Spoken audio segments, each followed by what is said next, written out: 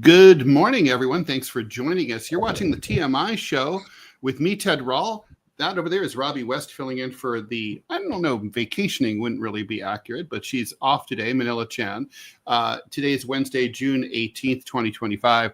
As always, thank you so much for joining us here on the Too Much Information, Ted Manila Information Show. Please hit like, please consider donating, subscribe. Please subscribe. It really means a lot to us. And please share on your socials. We haven't seen a lot of that. I mean, don't keep it all to yourself. This isn't like, like when there's that restaurant you really like and you go and you're like, oh, it's so good. I don't want to tell all my friends because it'll get crowded. And then 6 months later, it's out of business. That's your fault. Okay, don't let that happen here. But it probably won't, but because we're doing pretty good. But, anyway.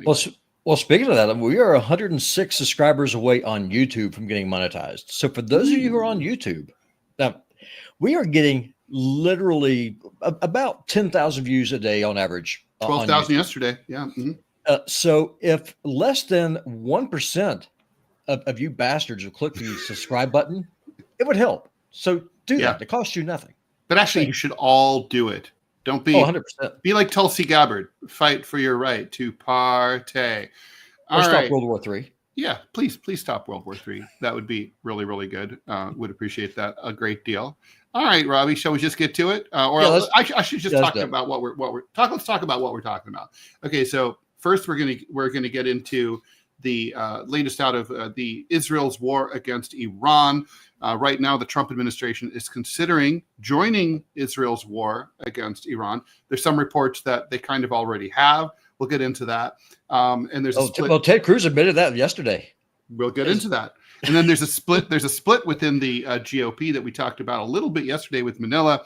Robby and I are going to get into that about and Tulsi Gabbard's kind of in the thick of it, and she's on the ropes. They may kick her out of the administration. Meanwhile, over in Israeli occupied Gaza, Israel keeps luring hungry people in with promises of food and then shoots them. Happened again, 70 more Palestinians died. And then a new study shows that cannabis use may double your risk of heart disease and death from heart disease, as well as higher risk of stroke. That's kind of surprising and counterintuitive. We'll get into that. And finally, waters are full of microplastics. We've talked about it here on the TMI Show. But new study shows that if you live near water that has a lot of microplastics, which is a lot of rivers and lakes and so on, your risk of diabetes and heart disease also goes up. So nothing but pleasantry here on the show. All right. Assume that we just did some Jaws, and let's get straight into... Hold on, I got you. Headline news. Okay, so first and foremost, let's go straight into it. I got to pull up Oh, did I lose my... Did you lose it? No, I have it here. Okay, here we go. Donald Trump is considering whether or not the U.S. should join Israel's strikes against Iran as the war continues for its sixth day and angry rhetoric ramps up on all sides. U.S. strikes could involve using superior weaponry to hit an underground nuclear site at Fordo, that according to 5 sources who spoke to the BBC. By the way, Robby, I know exactly the weapon that they're talking about because I experienced one of these in Afghanistan. So Fordo is buried deep underground, and the idea, the theory here is that conventional bombing can't possibly get to the crux of the matter, as it were. So in order to destroy it completely, the BLU-82, which is a tens of thousands of pounds bomb, which basically is shipped on a pallet, and then it's dropped from a special plane. It's a 2-part bomb. First part goes off, and then once it creates a giant crater, the second part blows up what's inside. I experienced one of these things indirectly when I was in Afghanistan in the fall of 2001. So I was in near Khalilabad in northeastern Afghanistan, and in the middle of the night, I heard rumbling and dogs barking in the street. And then suddenly there was a gust of wind. And I assumed because it's Afghanistan and it's a very seismically active area that it was some sort of earthquake. Anyway, windows broke. There was a blast of heat. That's kind of not an earthquake thing, but didn't know what happened. The next day I go to talk to a reporter from a newspaper at the Washington Post. And she said, they just dropped a bunker buster down the road. And I said, oh, really? Like how far? And she goes, you want to go see it? I go, yeah, let's go. It was 26 miles away. Gotcha. So we got into Massive. We went into a taxi, and we got all the way we got there. It had been dropped on a bridge. And, when you hear bridge, you think of like big bridge, like the Golden Gate Bridge. This was an Afghanistan bridge. So it was basically the size of like, my living room. And the blast radius was about a half a mile. Every living thing in that half a mile was gone. About 550 villagers. Ironically, all Northern Alliance, U.S. allies, every last one of them. Every dog, every cat, every goat, every sheep, everything was just gone. And it was just like, wow, this is. And so the thing is, what doesn't get killed by the blast dies of asphyxiation, because it sucks all the oxygen out for several minutes, actually. So it's a big boy, and that's the one they want to drop in Iran. I think it would be obviously just absolutely devastating. It's unlikely that the site would survive that. Anyway, Trump met with the national security advisors yesterday to figure out whether or not the U.S. is going to go in deeper with Israel. Israel and Iran have been firing missiles at each other since Friday. According to analysts, Trump is willing to join up with Israel, even though he kind of ran against exactly this sort of thing, and he didn't really want Bibi Netanyahu to do this in the first place. But he also said that he was frustrated that their nuclear negotiations in Oman didn't seem to have reached a deal quickly enough. I love this 60-day. He said that there was a 60-day deadline and that Israel attacked on day 61. I don't know about you, Robbie. I don't remember any 60-day deadline being announced. If there was a 60-day deadline, I guess that was maybe just in Trump's head, or maybe he only told the Iranians or whatever. The point is that it wasn't widely publicized. Anyway, on social media, he also threatened to assassinate Iranian Supreme Leader Ali Khamenei, said he knew where he was. He's an easy target, but is safe there, Trump wrote. We are not going to take him out, open parentheses, kill, exclamation mark, close parentheses, at least not for now, but we don't want missiles shot at civilians or American soldiers. Our patience is wearing thin. And then there's this use of the word our and we, which a lot of analysts have taken note of, which sort of this is a change for the president. So obviously he's now sort of saying, oh, we are with Israel. Another post from Trump simply read, unconditional surrender, all caps. On Wednesday, Khamenei responded and said, Iran will never surrender. Any form of U.S. military intervention will undoubtedly be met with irreparable harm, he said. Wise people who know Iran, its people, and its history never speak to this nation in the language of threats, because Iranians are not those who surrender, he added. Although, historically, Iran has surrendered a few times. But, I take his point. This is fundamentally, Robbie, a war for Donald Trump's soul, isn't it? At this point, Ted, I honestly don't know if the man even has a soul. I mean, that's the problem. I mean, with what you just now described, I mean, to me, it's horrifying, because what we always hear is that Iran is governed by a death cult. To my knowledge, Iran has never dropped a bomb that has a effect radius of 20 to 30 miles that kills everything. And Iran hasn't invaded and destroyed, 6 different countries in 20 years? No. I mean, to me, it doesn't make any sense. And what this is, this is a fundamental betrayal of Trump's MAGA base. That is what it is. I mean, it's not so much about Trump's soul. It's about the soul of what it is to be an American. I mean, this is the issue. Are we Imperial Rome, or aren't we at this point? How much power does the Praetorian Guard have? What can the president actually do? We are Imperial Rome. We've been Imperial Rome for a while. I mean, let me play. I'm against this war. I think the U.S. should leave Iran alone. But let me play devil's advocate. Sure. So the case against Iran is as follows: Iran has supported radical Islamist groups throughout the Middle East, some of whom are officially State Department designated terrorist organizations like Hezbollah, Hamas, and it supported the regime of Bashar al-Assad, who was a dictator there in Syria before he was overthrown. The axis of resistance is really just an anti-Israeli, which also means anti-Semitic, organization. Iran has repeatedly called for death to Israel and for Israel to be wiped off the face of the earth. So the brief against Iran is that it's a radically destabilizing influence throughout the Middle East, and that it represents specifically an existential threat to Israel, that if they ever did achieve a nuclear weapon, they would consider using it against Iran in order to make good on all of their rhetorical threats over the years. I think that summarizes it pretty much. Yeah, I think that's pretty right. And but now let me just dismantle this whole argument. First, about Iran supporting Islamic terrorists. Hello, Syria. Who's running your country today? Who armed you? Who supported you? Oh, that's right. The United States and Israel did. Okay, that's a problem. So Iran supports dictators. Hello, Qatar. Hello, Saudi Arabia. Hi, how you doing? I mean, this does not.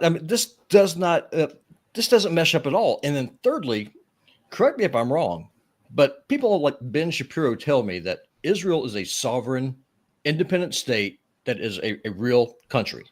Okay, let's take him at his word. If Israel is a sovereign and independent country with a functioning economy, then surely they have this thing called a military, and they can defend themselves without having to rely on someone 5,000 miles away to underwrite their economy, to support their military, to pay for their education, to pay for their health care, to pay for their abortions, while they are literally committing a genocide. So if Israel wants to do these things, as a sovereign state, it can do it. It should pay for it itself. The thing is also, Robby, even if we took all those things at face value, which I don't, there's a doctrine of imminence in international law. This is what we're talking about here. What Israel is engaged in is preemptive war, right? It's the same exact justification that was given to invade Iraq, right? It's what Russia did in Ukraine. I mean, it's preemptive self-defense is what the Russians said. It's the exact same thing. It's the same thing. So that's the subject of my column this week, by the way. So if it's wrong for Russia to do this, then why is it right for Israel to do it? Right. No, it's true. Right. Like in Israel's case, in Russia's case, their argument for invading Ukraine was if Ukraine joins NATO, that would represent something bad could happen as a result. And then we'd have all of NATO lined up against Russia. And that's an existential threat to the Russian Federation. Rather than let that happen, we're going to go in. I would say that the Russians they also have another argument that's not really about imminence. It's not even about preemption, because they also said that they were defending their ethnic brethren in the Donbass, right? So it's like who had been getting shelled and killed by the tens of thousands in the 8 years preceding Russia's invasion. But still, the part about NATO is about preemption, and you basically a classic example of where preemption is allowed under international law is Israel's 1967 war. When satellite pictures revealed that the Egyptians had moved their army up to the border, and credible intelligence indicated that Egypt intended to attack Israel within days. At that point, the Israelis attacked first across the border and started the war. That is allowed under international law, but the thing is, preemption, the threat that you're needing to that you're trying to neutralize has to be deemed imminent, highly imminent. Like it's within hours or days, the fuckers are coming for you, and you decided to jack them up before they have the chance. That's the doctrine. Now, Russia really couldn't say that. I mean, Ukraine wasn't going to join NATO anytime soon. They might have probably never would have been able to join NATO. They wanted to. The U.S. wanted them to, but that NATO requires that you have an undisputed border in order to join. So that Ukraine didn't have that. Of course, NATO might have just made an exception for them. Who knows?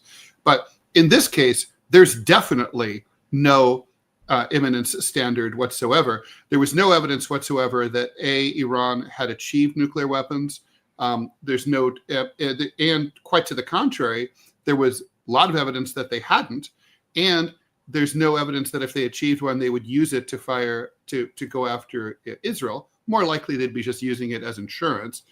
So there was no imminence, right? So I think that's worth noting.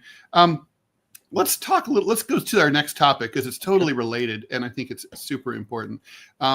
As Trump mulled whether or not to go after Iran alongside Israel, one member of his cabinet was attempting to steer him away from the neocons at 5:30 in the morning this morning. DNI, Director of National Intelligence, Tulsi Gabbard, without a doubt, I would say one of the better members of his administration. I was very excited when he appointed her, tweeted a 3-minute video warning that the political elite and warmongers are carelessly fomenting fear and tensions between nuclear powers, and said that the world is on the brink of nuclear annihilation. Now, I don't know about you, Robby, but when someone who has access to the most high-level classified intelligence in the world tells me that the world is on the brink of nuclear annihilation, I get a little nervous. Yeah, same here. And one of the things that really just kind of sticks in my craw about this, Tulsi Gabbard, she wrote a book, I guess it's about a year ago now, and a lot of Republicans were very excited that Tulsi Gabbard, teamed up with Trump, campaigned for Trump, joined the administration. And now that she's out here saying that Iran did not even have a nuclear weapons program since 2003. I mean, she put this note out there before Congress. And now a lot of these Republicans are apoplectic because they're just like, oh, I like Tulsi Gabbard, but oh my God, she's saying Iran didn't have nukes. Benjamin Netanyahu said that they were days away, maybe 30 minutes away from having a nuclear bomb. So now it's like an identity crisis. Who do you believe? The American intelligence apparatus and Tulsi Gabbard, who, if you're a Republican, odds are you supported, or Bibi. So it's kind of the whole dual citizenship debate that we have sometimes. You got to pick a side. Well, Mr. Republican, you get to pick a side. Are you going to go with Trump's intelligence pick? Is she telling the truth, or is Bibi? Because someone's lying to you, and you have to decide who. We all know the traditional cartoon of, the dude who has the little devil on one shoulder and the little angel on the other. And, I think of a little Tulsi with her little streak of white hair and like a little Bibi on the other. And, the thing that if I were Tulsi, what I would try to remind Trump is, look, this guy is trying to bum rush you. It's like when you go to the used cars or any car dealership and they say, oh, this car is very rare. Like someone could come in and buy this car tomorrow. You've got to do it now. Otherwise, you're going to lose this car. You'll be on the bus the rest of your life. You're right. It's like, I don't like pressure tactics.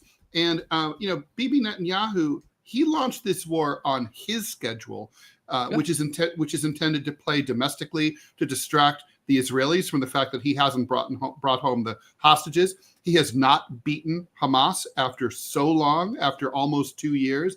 And he has no plan for a post-war Gaza. So he's in trouble there, and he's trying to distract from what's going on in Gaza and to wipe Gaza off the headlines so that the world also stops thinking of him as the massive war criminal that he is, and Israel doesn't continue to become even more of a pariah state.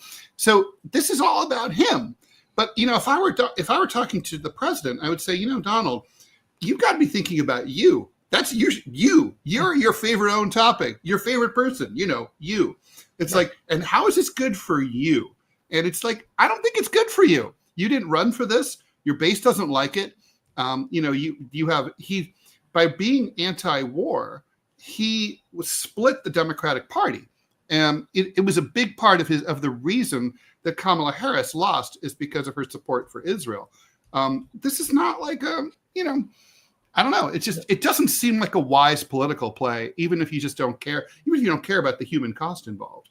Yeah, I've been thinking, and I'm going to go into some conspiracy theorist area here, because I was thinking about. I woke up. You know me, I don't sleep very much. Well, I woke up like 3:00 this morning, and I was just, ever since this all started with Iran, do you notice what's falling off the headlines? Mass deportations. That's true. And so hear me out. a lot of the same people who are all in for Israel want open borders. They want migration. They want the cheap labor. They want what's the politically correct term? Immigration reform. It's called amnesty. It's called what it is. All that stuff is all. It's off the headlines. It's all Israel, Israel, Israel. It's all Iran, Iran, Iran. Trump is now backpedaled. Inflation's off the headlines. Yeah, everything. And so I think that what this is, I think that this is the uniparty in Israel and in the United States working together to solve two big PR and potential economic problems. Well, that's certainly the effect of it. And I agree with you. And I think that's definitely right. I mean, is it by design? I think it is. It could just be a coincidence. But I mean, Ted, I don't think there's a such thing as coincidences in politics. Well, the thing is, though, but Bibi was the driver here in terms of the timing. Bibi wanted to do it then. Trump wasn't ready. Trump still was angling for the Nobel Peace Prize. He was hoping that the talks in Oman worked out, that he'd be able to normalize relations. I mean, this really was like a love triangle. And Bibi's like, no, I know you're like getting with the Ayatollah and you think he's cute and you're not going to want to go out with me anymore. So I'm going to say bad things about the Ayatollah. The Ayatollah says, he says you're fat. He says you're ugly. And I'll mess it all up. You'll see. And that's what this is. I don't think Trump has control over his administration, Ted. Honestly, I don't think he has control. He made the same mistake that he did before. He brings in these people. I mean, he has maybe 20 MAGA people. Some of those are probably kind of milquetoast. Like, look at you, Dan Bongino, you turncoat bastard, who just say all the right things, but when it actually comes time to step up and be counted, just flake. I don't think he really controls his administration. No, there are reports. I do something for y'all that no one should ever have to. I actually listened to Mark Levin. And I despise that man. And he was talking about how he was on the phone with Donald Trump. Him and Hannity both were talking to Trump on the phone before this whole thing, this dust up with Iran started. So my question is, if Trump is talking to them, is he talking to Tulsi Gabbard? Well, I don't think he is. Apparently not. So let's get into a little more detail here. Trump said that he watched the video and got really pissed off, complaining to his associates that she had gone, she was speaking out of school, according to 3 witnesses. Her post followed, after the pro-Israel people came to Trump, hung out with him, and asked him to support Israel's war against Iran. And so in the eyes of Trump and some people close to him, Gabbard was warning him not to go with it. And Trump even said, listen, leave me alone on this. I don't think he likes Trump. I don't think he dislikes Tulsi as a person, but certainly the video made him not super hot on her. And he doesn't like it when people are off message, said one of the people who spoke to the press, a senior administration official. That official added, Trump also doesn't appreciate it when people appear to be correcting him.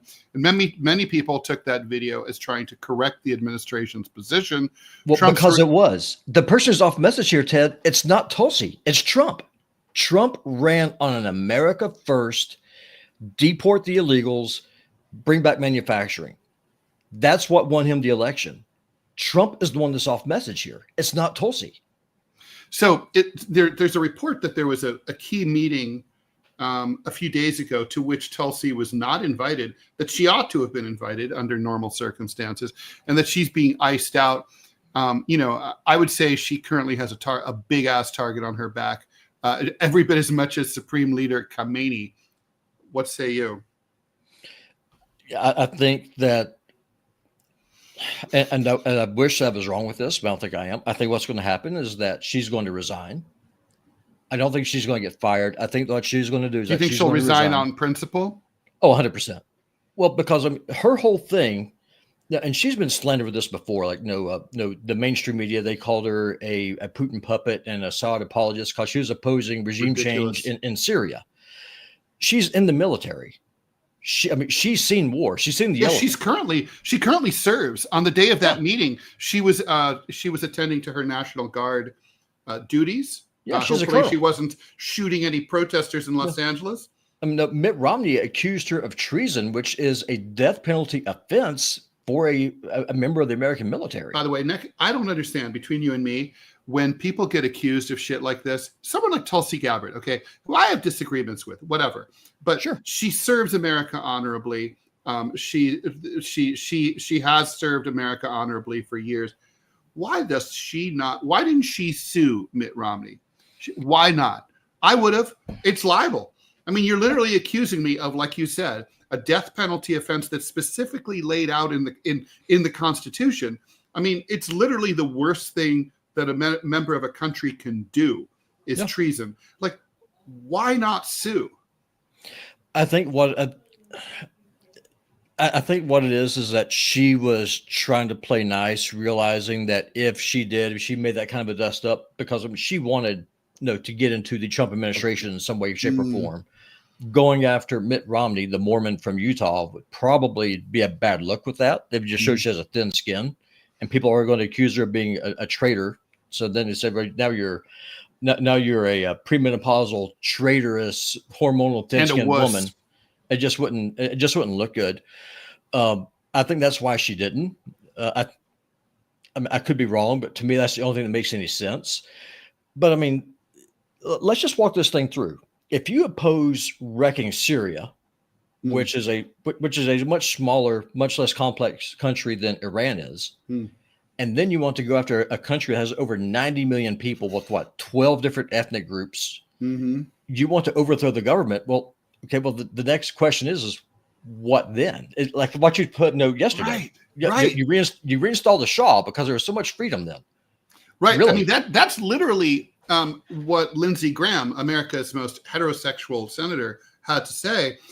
He said, "Oh, it's a time." I was watching him on Fox yesterday. Oh, it's time for the Iranian people need to be free the way they were before the 1979 Islamic Revolution. And I'm like, I'm pretty sure even Lindsey Graham, when he's not being a cock goblin, he knows what the regime was in Iran before 1979. The Shah of Iran, the brutal secret police, Savak, Sure. and I mean, my mother had a friend at Wright State University who was from Iran, and he was a foreign student under the Shah. This was in the early 1970s.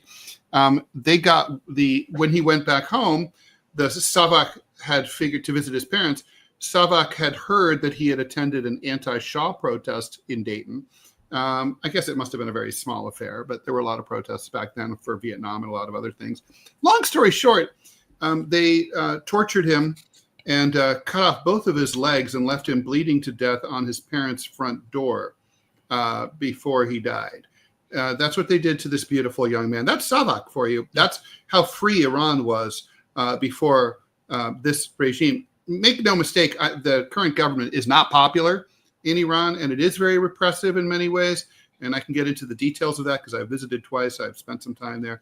But it's definitely, it was not better under the Shah. I want to be very clear there. Well, I mean, this is the Ukrainian style of democracy. I mean, instead of having elections, because elections are messy, I mean, you just install yourself a president. You can call him a king or a Shah. And the people who actually vote are the people who install you from another country. So, okay, yeah, you're going to be a good fit as long as you play along the corporate line. You can keep in power, maybe get yourself a little harem, have some fun.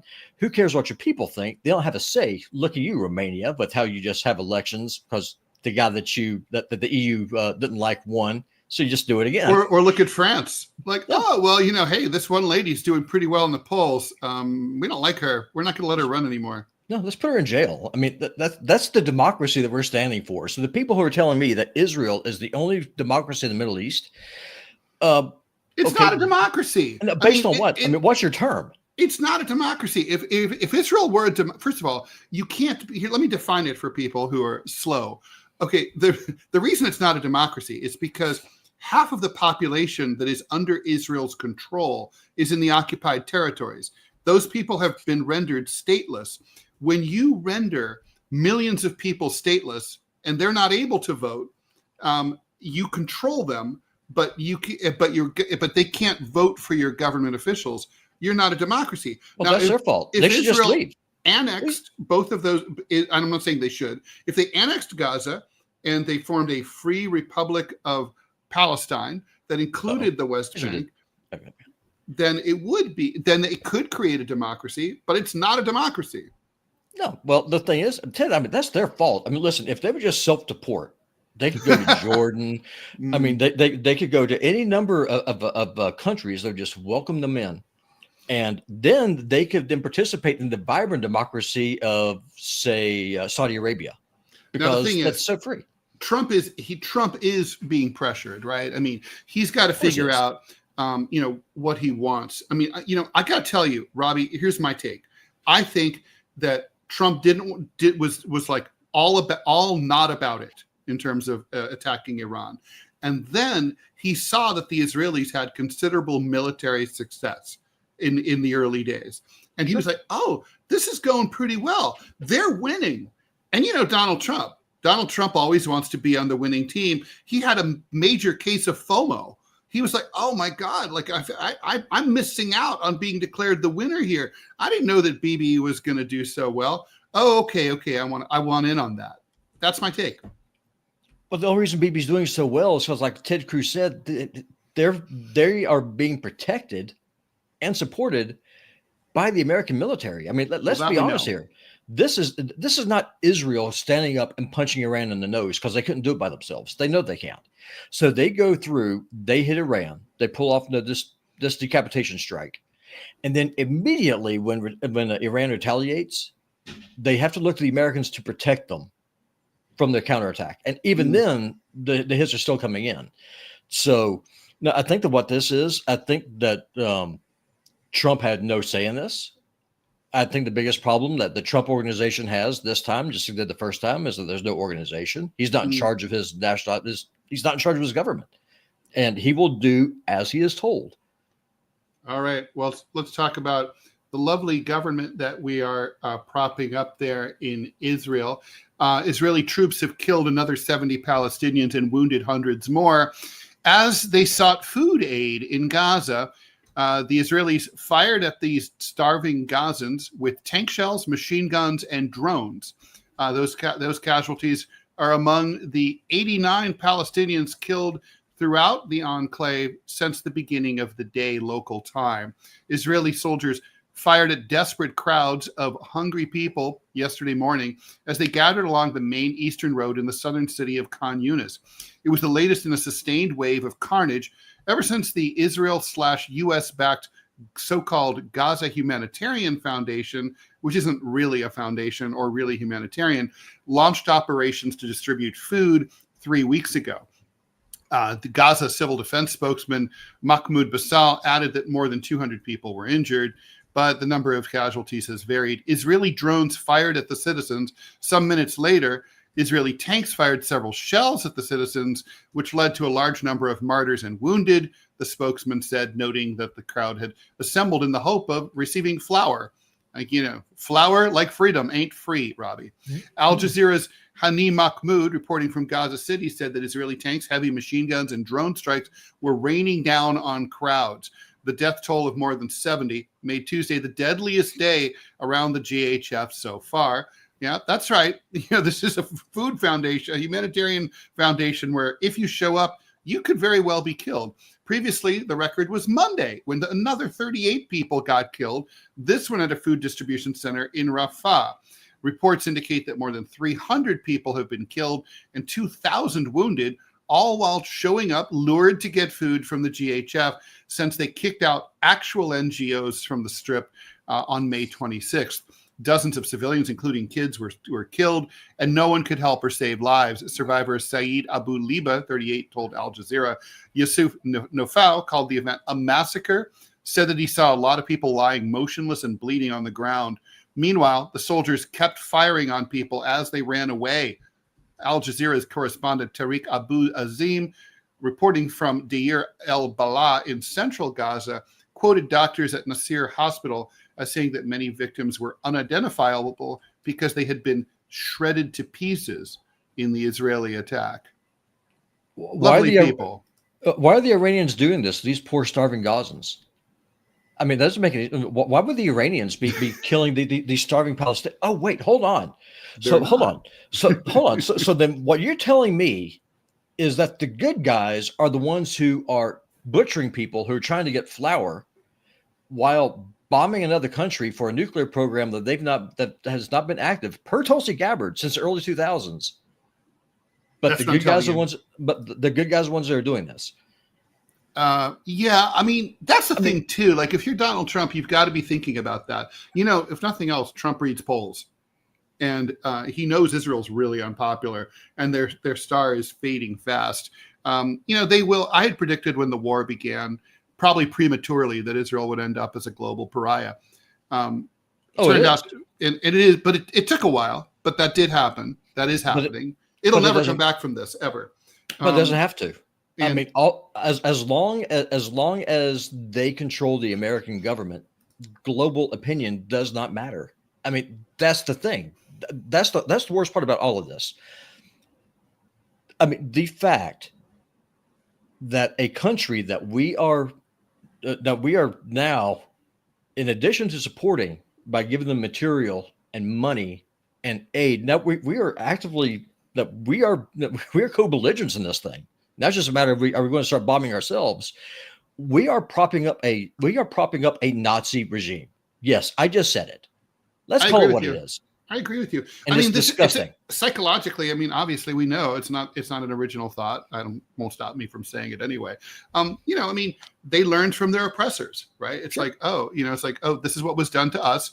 When you're oppressed, when you're abused, you have a choice. You can either replicate the pattern or you can break the pattern. The Israelis have chosen to replicate and improve upon it.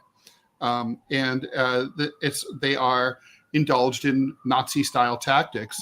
I got to tell you, even the Nazis did not lure people for food distribution and kill them in situ.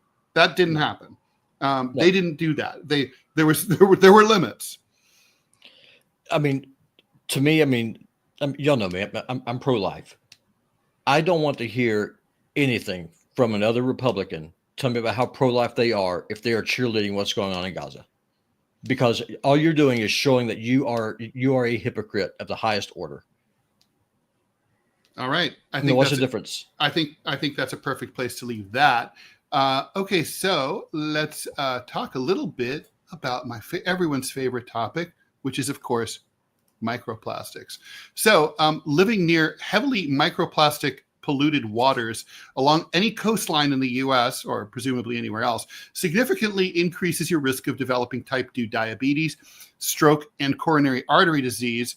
That's where plaque blocks the blood vessels feeding the heart. This is one of the first large-scale studies to suggest that living near waters heavily polluted with microplastics might be linked to chronic health conditions. That, according to Dr. Sarju Ganatra, Medical Director of Sustainability and Vice Chair of Research in the Department of Medicine at Leahy Hospital and Medical Center in Burlington, Massachusetts. I hope he doesn't have to write that all out every time he signs his name. While this study measured pollution in ocean water, pollution isn't limited to the sea. Microplastics are everywhere, in drinking water, in the food we eat, especially seafood, and even in the air we breathe, he said. Microplastics are polymer fragments that can range from less than 0.2 inches down to 1/25,000th of an inch. Anything smaller is a nanoplastic that must be measured in billionths of a meter. Such minuscule particles can invade individual cells and tissues in major organs, potentially interrupting cellular processes and depositing endocrine disrupting chemicals like bisphenols, phthalates, I can never pronounce that, flame retardants, perfluoroalkyl and polyfluoroalkyl substances, or PFAS, and heavy metals. And I don't mean the good kind that you listen to. A flurry of recent studies have discovered microplastics and nanoplastics in human brain tissue, the testes, and most importantly to me and Robby, the penis, human blood, lung, and liver tissues, urine and feces, mother's milk, and the placenta. In the first analysis to illustrate harm to human health, a March study found people with microplastics or nanoplastics in their carotid artery tissues are twice as likely to have a heart attack, stroke, or die from any cause over the next 3 years than people who had none. 3 years, that's a short time. Coastal waters are considered heavily polluted if every quote-unquote bathtub of ocean water contains 10 or more plastic particles. That, according to the study. Measurements of microplastic concentrations were taken by the National Centers for Environmental Information between 2015 and 20 for the ocean waters within 20 nautical miles of 152 coastal counties along the Pacific, Atlantic, and the Gulf of America, formerly known as the Gulf of Mexico. Researchers then compared disease prevalence in those counties with whether residents lived near low or very high concentrations. That data was then adjusted for other contributing risk factors like age, sex, race, ethnicity, access to doctors, and socioeconomic status. Compared with people who live near waters with low levels of pollution, that's maybe one tiny plastic speck in 200 bathtubs of ocean water, people who lived near highly polluted waters had an 18% higher prevalence of type 2 diabetes, 9% higher risk of stroke, 7% higher risk of coronary artery disease. That according to this big meta study. This is a topic I wanted to talk about, Robby, just because I think it needs more attention. They don't focus on it. I mean, even when I think about pollution, I think of air pollution. I think of climate change. I'm not thinking about because we don't see it, right? But all that plastic crap is everywhere.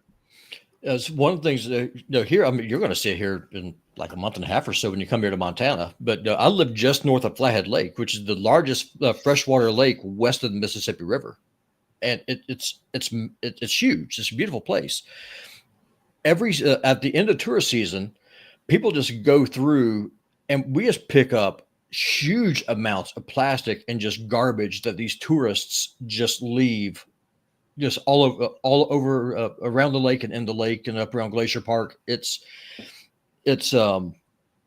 really, really bad. And the ones you guys nab, that's not the problem, because you nab those and they go to a landfill or they're recycled or whatever. The problems are the ones that don't get nabbed and disintegrate, and that's the problem. No, 100%. And I was reading this before the show starts. One of the things you know more about environmental stuff than I do. With this rare earth mineral deal that Trump has signed with Ukraine, I mean, Ukraine is one of the largest bread baskets in the world. Mm-hmm. So what happens? They start digging up these rare earth minerals and they start using that water. Where does it go, and how does it impact the farmland? That's true. Yeah, no, it gets into the water table. Also, if that water is used to feed grain and other things, then it gets in there. I mean, the plastics are everywhere. And I mean, honestly, I think we're at a point where we really have to, I wouldn't say consider, I think we really have to move to ban most plastics. I think we need a global agreement to do that. And I think water bottles would be a great place to start. Just bring back glass. Great place to start. I mean, first of all, Robby, most places, unless you're like in, West Virginia, where, sometimes people open the faucet and flames shoot out, or like Flint, Michigan, most people should just be drinking the water out of their tap, right? I mean, the point is, the idea of bottled water in general is repugnant to me. It's water. It's free. It's one of the few things that a capitalist society provides to its citizens for free. Drink the water out of your tap. Obviously, if people who live in places where it's not safe, we can handle that differently. Even there, I mean, it's like we can bring them bubblers. That's better, Oh, I like this. Let me see here. Peter over on Rumble said, "Remember, Robby, in deer season you can shoot the deer. So in tourist season, please don't give people here ideas, because they 100% would." And Tiger Lily, you are commenting on the video, but you're not in the chat. So I'm seeing the notifications, but I can't see what you're saying. So click on the live chat tab on Rumble, so that way we can see what you're saying. Okay. Yeah. So there's that. Okay. All right. Well, people always have a complaint. All right. So, yeah, one comment over on YouTube. I remember deposits on bottles. That would be a good start. I think they still have deposits on bottles, don't they, in most states? I have no idea. That's why, here in New York we do. And that's why we see homeless people collecting them out of the trash and stuff. That's a start. There's also you could eliminate small bottles, right? You could just, there's ways to go after this, but basically this is a product that's it does a lot more harm than good. And as a rule, those products should be eliminated. I completely agree. I mean, if you're using things that are petroleum based, which plastics are, and then it gets everywhere, and then you're getting it into your body. These plastics, they're getting into the bodies of unborn babies. Yeah, that's I mean, it is everywhere. It And is. and if you want to clean up the environment, keep on, I live in Montana. I live in a beautiful place. Right. With And a I want to keep it that way. very sparsely populated too. Yeah. I mean, and I want to keep it that way. And so if you're here visiting, do us all a favor, pick up your crap and take it with you. that's right. Like give a hoot. Otherwise, Don't pollute. otherwise Robby will shoot you. Do you remember back in the 80s? It was Chief Dan George. He was in that commercial there in New York City. He was dressed up in his Indian garb, and it was the crying Indian commercial, like someone threw a styrofoam cup. That's what that reminded me of. It's just like people we just don't care about nothing anymore. Although I got to say that just as you well know, historically, it's kind of a lie to say that Native Americans lived in total perfect harmony with the land.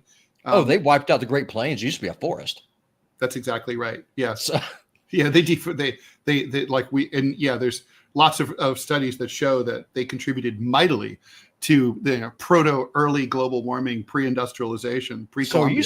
So are you saying that the noble savage is a myth? You're racist. My cat is a noble savage. So. You're such a racist. I know. I know. It's terrible. So I'm rubbing off on you, Ted. Finally, last but certainly not least, cannabis use may double your risk of dying from heart disease and increase the risk of stroke by 20%, according to a new global review of data. The number of people who use cannabis and cannabinoids has soared, of course, over the last few years. And while previous studies have linked cannabis to cardiovascular problems, the scale of the risk was never clear until now. This is an important gap in light of major changes in consumption that, according to researchers at the University of Toulouse in France. So to strengthen the evidence base, they searched databases looking for large observational studies. So this is like a study of studies or a meta study published between 2016 and 2023, which looked at cannabis use and cardiovascular outcomes. 24 studies involving 200 million human beings were included in a pooled data analysis of the results, 17 cross-sectional studies, 6 cohort studies, and 1 case control study. Study participants were aged between 19 and 59. In those studies where sex was recorded, I don't mean how much boning they were doing, like whether you're male or female, cannabis users tended to be mostly male and younger than non-users.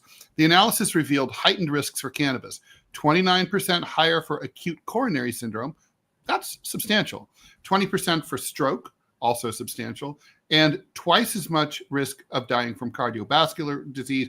The findings are published in the current issue of the journal Heart. I don't know. I mean, so it's funny. I mean, for me, the cliche, I don't use cannabis, full disclosure, but like I, sort of assumed if nothing else, it would have sort of a mellowing effect. So this is why I never went to medical school, and that like having a mellowing effect would probably reduce your chance of heart disease, but that's not true. I just think that's just. I mean, we have so many chemicals in our bodies. I mean, what's another cocktail to just throw in there? I mean, just keep adding on in there. Red dyes, plastics, pot, THC. What could possibly go wrong? Just keep doing it. Do what you got to do. Yeah. Well, so I mean, I guess I think cannabis got legalized. We in America, we always go from one extreme to the other, right? Sure. We threw people in prison for years for buying or selling cannabis. That was stupid. Well, that was by design. I mean, they did that deliberately to break up families and make women dependent on the government. I mean, that's what that was. And obviously to feed the prison industrial complex and make a little grift. But the thing is, so now we've gone to the other thing where we've completely legalized it recreationally, but we really didn't prepare for it. I mean, like Robby, if someone's driving while stoned, there is literally no test that a police officer can administer to determine that, right? So it's impossible to police this. I kind of think people shouldn't drive while stoned. Right. It is illegal, but who cares if there's no way to put some data to that, right? Similarly, there's no way we don't really know what the long-term health effects of cannabis are, positive, neutral, or negative. Well, we do know it We're a contributes nation of to beta schizophrenia. testers. Pardon? Yeah. It does. I mean, one of the reasons that mental illness is going up is because we're always dumping up our kids with SSRIs and things. Like, oh, little Johnny he's hyper in class. Let's stone him using Ritalin. Well, I mean, there's definitely a place, and I would like to remind people who are not as old as me, there is a place between making something illegal and criminalizing it. There's a thing in between where you just make something illegal, but you don't criminalize it. A great example was during the Cold War. You couldn't get Russian vodka. Even now, you can't legally get Cuban cigars, right? You can't get cohibas. But let's just say you're caught with Cuban cigars. Nothing happens. You just can't get them. They're hard to get. During the Cold War, if someone brought you home a nice bottle of Stolichnaya from Moscow, you could drink it, and right in front of a police officer, nothing would happen to you. So it was just hard to get. Isn't that kind of the answer here? While we figure out what to do about it. I mean, I would think so, but again, Ted, I'm telling you, I think this stuff is by design because there's too many profit margins involved. Our healthcare system depends on sick people. Our insurance companies depend on sick people. So why in the hell would you want to make people healthy? Well, that's true. And there's also my paranoia from the left, Robbie. I think this is about controlling the young. When I was a young punk rocker, we were all anti-drugs because we believed that the government distributed drugs to make young people docile. You ever notice that they're really good at legalizing depressants, but they come down hard on stimulants, right? So it's about preventing kids from being wild in the streets, like the name of the old movie from the 60s. That's what they're trying to control the young. The people who should be and would be starting revolution are sitting at home stoned and doom scrolling through TikTok rather than going out and burning things in the street and overthrowing the government. Well, it's just like we were just talking about before the show. Like Ted, I like to read. I read a lot. Matter of fact, I'm rereading this for those of you who don't know. Excellent choice. Excellent choice. Because Ted sent it to me. I read it in PDF, and he sent me a hard copy, so I'm reading that now. Go to tedrall.com, order it.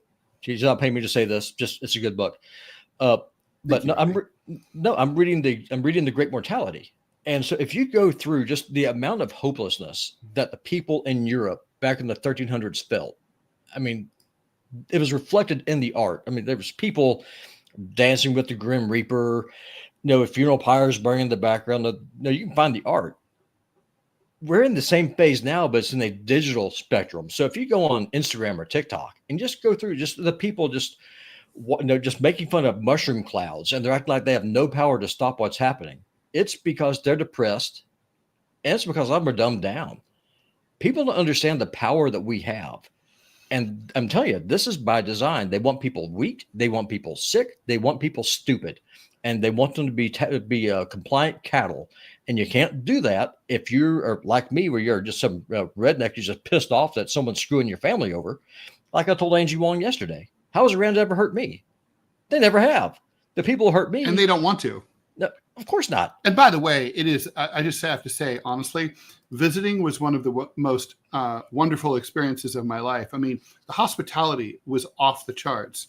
I mean, and just to give you an example, something that didn't happen to relate directly to me, but I witnessed firsthand. I was staying in a hotel in Tehran, and I encountered a French couple in the elevator who were very upset because the day before they'd been pickpocketed and they had lost 1,500 euros in the incident in Tehran. I was surprised that they were pickpocketed because it really always felt like a safe city everywhere where I walked. I didn't go to it's a huge city. I'm sure there are terrible neighborhoods. I didn't go to any of those. But anyway, we got into the lobby. One of the hotel employees said, hey, you should go to the police department and report this because, that they can help you. And the French, of course, with typical disdain, it's rolled their eyes like, yeah, right, they're going to help. What are they going to do, right? I mean, reporting these things to the police in France or the United States doesn't do any good. So anyway, I ran into them a day or two later, and they told me something incredible. They said, well, actually, we did go to the police, and we reported it. And then they went to a safe and they came back with an envelope with 1,500 euros in it. And they said, it is the law that that anyone who's robbed while they're visiting the Islamic Republic should be made whole. And I was like, they didn't ask you for proof of how much money you had? So no, they just believed us. And I was like, wow. I mean, that's incredible. No, no, Ted, I think that's a big part of the problem. I know we're starting to run out of time, but I think one of the biggest problems that we have as Americans is that we don't travel enough. Yes. And so we don't go, we don't see other countries. And this is coming from a conservative. All right. I'm a right winger. I'm not a lefty. What? I didn't know that. But I'm serious. Like, these people around the world that Fox News and CNN tell me are my enemies. They're not my enemies. Listen, if, Professor Morandi, I know that you watch the show.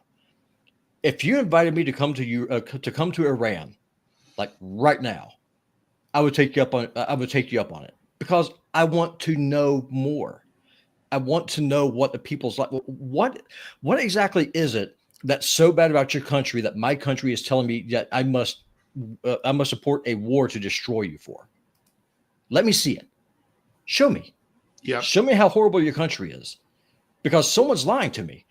And I'm going to go on a limb here, but I'm going to assume that the people who lied to me about the Iraq War, the people who lied to me about weapons of mass destruction, the people who lied to me about Syria, war. the Afghanistan war. So I'm willing to bet that's probably the American government's lying to me, and not the Iranians. Now, wait, Rob, you don't believe that for the first time ever they're telling the truth and on behalf of a foreign country? We're going to go. Everybody, thank you so much for watching. Thank you, Robby West. Thank you, Robbie. Thank you, Robbie, for the ad and for guest hosting for Manila. We're not around tomorrow, guys. Tomorrow's a national holiday, Juneteenth. So we will be back with Manila on Friday, June 20th. Speaking of ads, we do have one. Do you want me to go and pop it up and read it? Yeah, let's have it. All right, let's do this. 1 second while it populates. Still haven't tried 1775 coffee? Now's your shot. The 1775 starter kit just dropped. Only 1,000 units. You're getting the bold, dark roast that hits harder than a CNN fact check. The smooth, medium roast and vitality mushroom coffee for clean energy and laser focus, no crash. All single origin, small batch, toxin free and mold free. Plus, you're also getting a gold spoon because freedom isn't dipped with plastic. Ties in with the story. A frother strong enough to stir up your coffee and your mother-in-law's political opinion. My mother-in-law is visiting today. Love her. And a black 1775 tumbler that says, I don't take life advice from or caffeine from a woke sea witch. $170 worth of coffee and gear. Yours for $99. This one's for the ones who've been watching 1775 blow up on Rumble. Wonder if it's actually worth it. Spoiler, it is. Go to 1775coffee.com/studio and grab your starter kit before they're gone. Bold beans, clean fuel, and morning routine that stands for something, just like Rumble does. Start your day with coffee that actually backs what you believe. There we go. Thank you, Robbie. That was great. Okay, so we'll see you guys all on Friday. Please like, subscribe, follow, all that good stuff. Really appreciate you. For sure. Take care. And we'll be doing a rerun stuff tomorrow. So if you are missing us, there will be some stuff to see. So check that out. Yeah, I put that together today. All right. Excellent. All right. Where can I find my outro music? Oh, here we go. Okay. Bye.